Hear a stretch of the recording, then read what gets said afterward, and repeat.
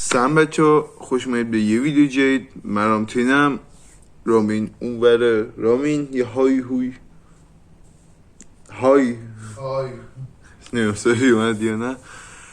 امروز اومدم یه ویدیو جالب واسه تون بگیرم، ویدیویی که احساس کردم کلا نیازه که بگیرم. بچه تایتل ویدیو رو همونطور که دیدید کسب درآمد از دانشگاه یا پول از دانشگاه، نمیدونم قرار تایتل چی باشه ولی همچین چیزاییه.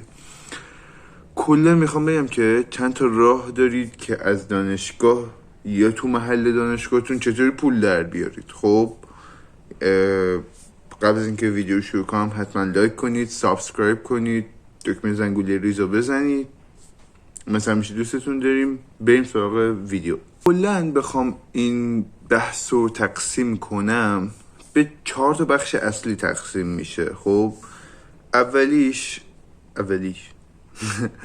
اولیش کسب درآمد از خود دانشگاه، کار دانشجویی در خود دانشگاه. خب بچه اکثر دانشگاه هایی که یکم بزرگن یا معمولا غیر دولتی ها یا دولتی هایی که یکم بزرگن یه سری مشاغل تو خودشون دارن، مثل مدیریت سامانه، مثلا غذا، چاپخونه نه اسمش رامین چی میگن بهشون؟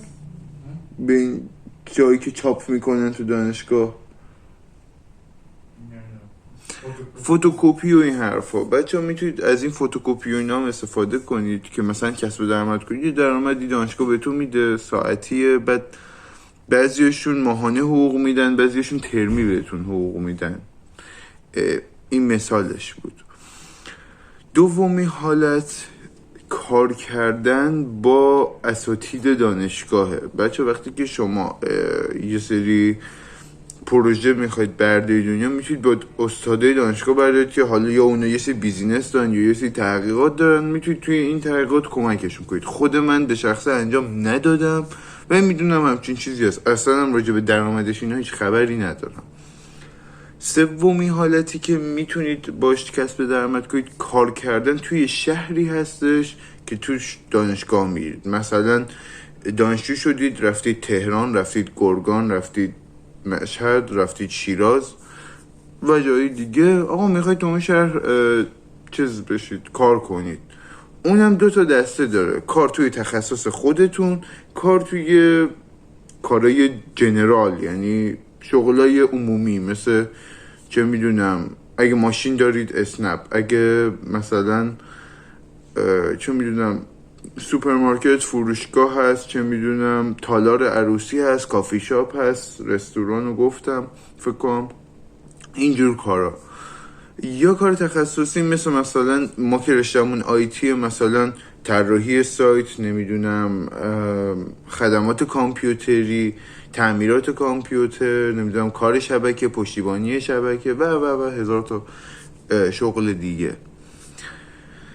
این حالت فیزیکی و حضوریشه که بخش سوم بود. بخش چهارم شما میتونید فریلنسری کار کنید. بچه فریلنسری یا کار از راه دور فارسیش خیلی چیزه، کار پاره وقت به صورت دورکار میشه فریلنسری. معادل فارسیشو درست کنم یا نه؟ بچه توی فریلنسری شما میتونید از هر جای دنیا، چه داخل ایران چه خارج از ایران، کار بگیرید. حالا بستگی به تخصصتون داره. یکی کارش تحقیقات شیمیه، یکی کارش طراحی پاورپوینت های دانشجوییه، یکی کارش چیز مثلا تایپ کردنه، یکی کارش تبدیل وایس به متنه. هزاران تا این شکلی. بچه فقط این که سراغ شرکتایی که این کارا رو بهتون پیشنهاد میدن نرید.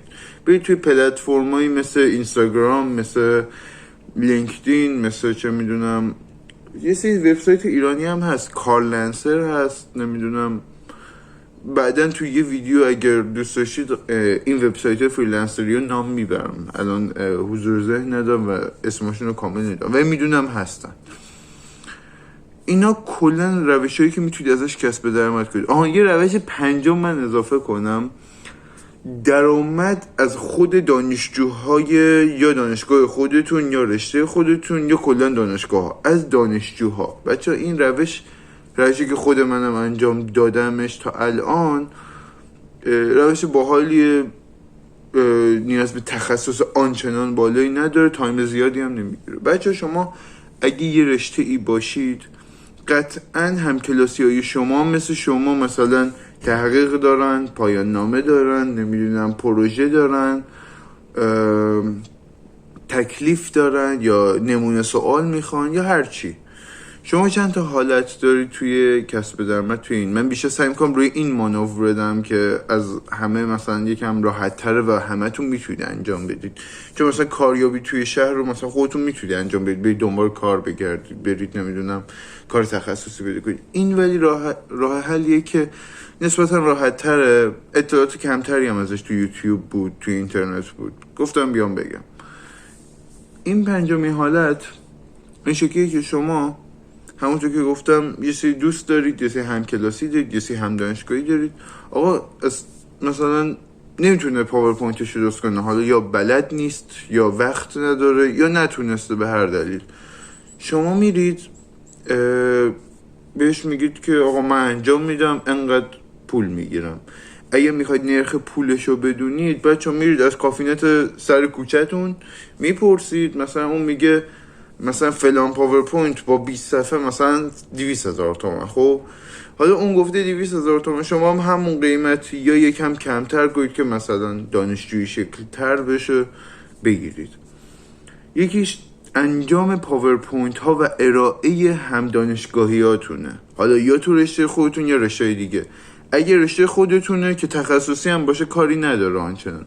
اگر رشته مثلا رشته خودتون آیتیه ولی مثلا اون پسر مکانیکه، درسای نیمه عمومی نیمه تخصصی بردارید. یعنی مثلا درسی مثل زبان رو بردارید، درسی مثل انسان شناسی رو بردارید، درسی مثل اندیشه اسلامی، اخلاق اسلامی داریم، آره مثلا اینجور درس ها دیگه، مثلا اینا رو بردارید واسه رشته های دیگه. اگر میتونید واقعا توانش رو دارید درس تخصصی رشته دیگه رو انجام بدید ولی مثلا یکم پول بیشتر بگیرید.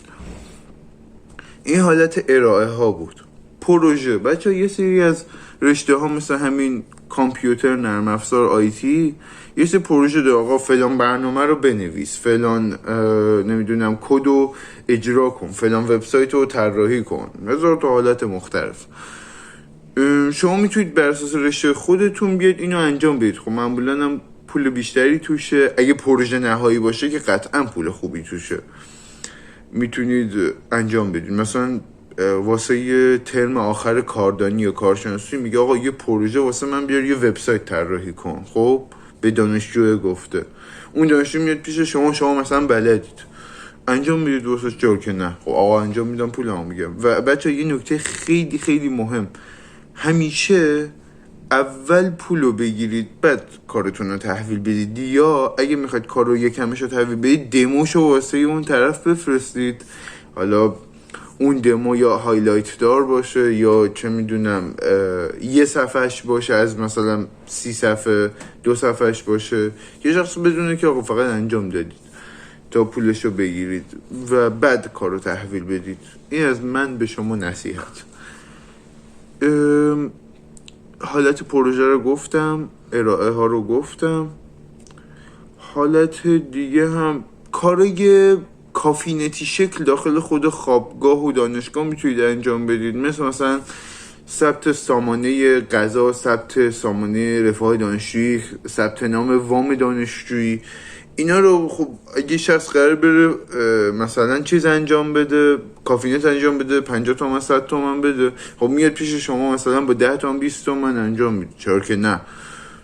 میرید داخل کانال دانشگاهتون یا وبسایت دانشگاهتون آموزششو داده، راحت میتونید انجام بدید، قشنگم بازدهی میده بهتون. این کلیات این ویدیو بود بچه. هر بخشیشو که خواستید از این 5 بخش بیشتر توضیح خواستید، نمونه درآمد خواستید یا اون وبسایت ها رو خواستید معرفی کنم، حتما به من بگید. مثل همیشه دوستتون دارم و مراقب خودتون باشید.